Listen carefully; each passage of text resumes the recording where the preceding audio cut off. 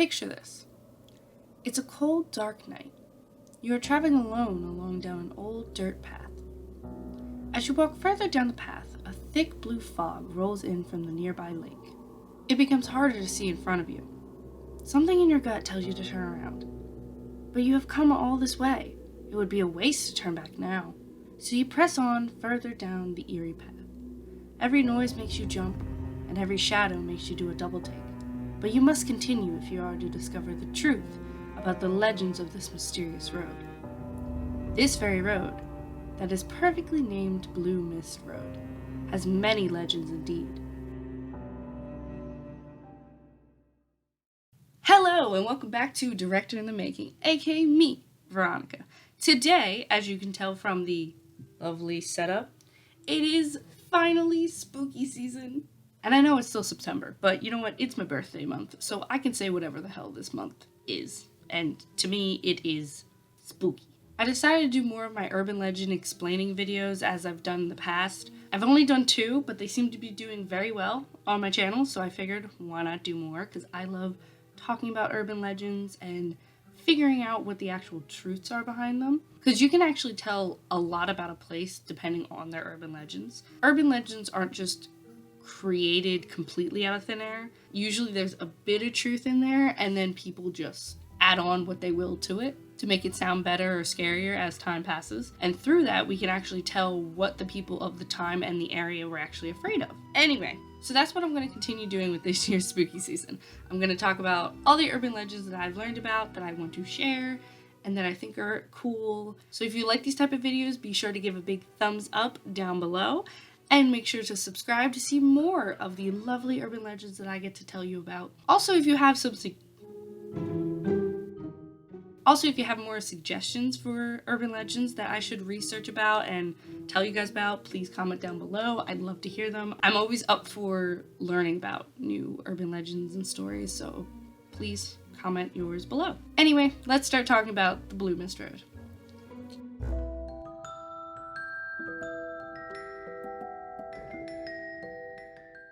In North Park, Pittsburgh, there's a road called Irwin?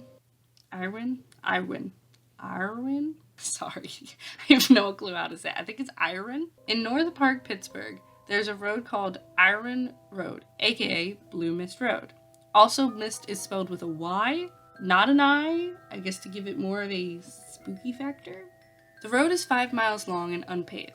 It was created in the 1800s. The road just leads to houses and is near a lake. Fog tends to roll in from the lake, but for some odd reason the fog is blue. No one knows the reason for the blue fog. Actually I lied. So hi, it's me, a couple days later. I'm editing this video that you are currently watching, and I realized that I didn't really research too much about what the blue fog is, like to figure out how it could possibly be created, if there's anything out there. Because it seems like a phenomenon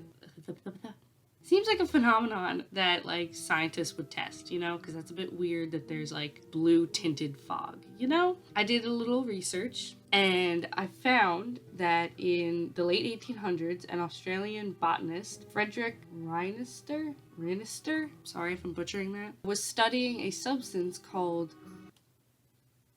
3 days later. Just give me a second. Jolly's tearing off. I'm sorry, what? He was studying a substance called this. I try to pronounce it. I don't know how to. I even looked it up and I still can't. So he was studying the substance. And basically what he discovered was that the stuff was solid at room temperature, but when he applied heat, it went from a cloudy fluid and then it went to completely clear. It's basically like what we learned in school when you heat up some solid substances, it goes from solid to liquid to gas, and then when you cool them, it goes from gas to liquid to solid. The odd part with this is when he cooled the then gas, you should go to liquid, but instead this substance cooled to a blue fog. In this article, I can't find a time where they quite figured it out. Apparently they figured out in the late 1980s they figured out what they called the blue phases 1 and 2, which are basically like how this substance went from the liquid to the gas is what I think it means. But the ending, blue phase 3, or what they dubbed blue fog, when it goes from a gas to another different type of gas that's not blue, they still can't figure it out. At least according to this article. There's a lot of stuff here. I'm also not a scientist, so this stuff confuses me. But that's basically what I'm getting, is that it's this substance, and that's what's happening. If we go back to like how fog is actually created in like nature, it's basically when cool air mixes with warm moisture air over water. So there's cool air in the lake, and then there's warm moisture-filled air above the water, and they mix, and then it just fog creates, right? So I'm thinking if somehow, whether it's in the air or it's in the water, that substance is in one of them. I think it's probably the lake water, but either way, it's somewhere, either the air or the water. And when that fog finally cools and you see it, that substance, like how that botanist did it, it doesn't change from a gas to a liquid again. It goes into a blue fog. So then we get the blue fog. At least that's what I'm guessing. So, yeah. Science. Anyway, back to the video.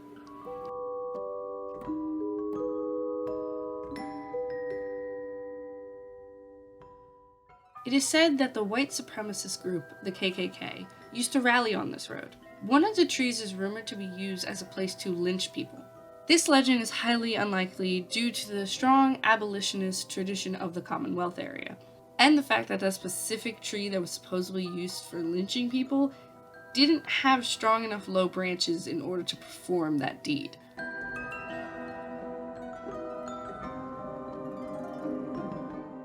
There are several old ruins of homes that once stood along the Blue Mist Road.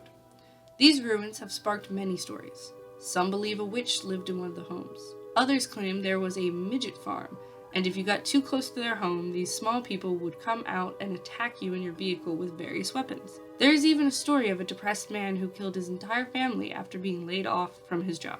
After they were dead, he dumped their bodies in the septic tank. Years later, the house and the tank were destroyed and their bones were discovered. Their spirits are sent to haunt the road. None of these stories actually have records of being true, so they're most likely false, but they make good ghost stories to scare your friends.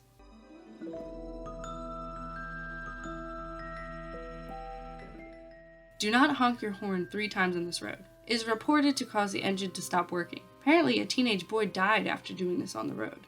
He honked 3 times, and either a ghost or an escaped murderer, who had just happened to escape the nearby asylum, killed him and hung him on a tree. There is no record of any of this either.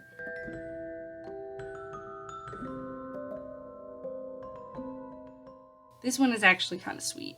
There's a cemetery near the road that is said to be full of gravestones belonging to thwarted lovers. 2 of the headstones lean towards each other like they are trying to kiss one another. It is said that they actually do touch once a month under a full moon, which is so sweet because they could finally be with the lover that they couldn't be with when they were alive. However, others say that if they do touch, then the end of the world will happen. So it's either a toss-up between a cute little love story or the end of the world. You take your pick. I'm also not really sure if the world should have ended or not at this point, considering people say that it happens once a month. But, I couldn't really figure out what cemetery they were referring to, because when I tried to look up cemeteries near this road, I couldn't quite find one.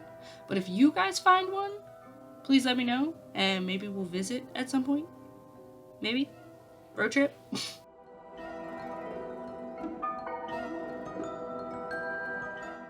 There is said to be multiple spirits, ghosts, and other creatures roaming this road.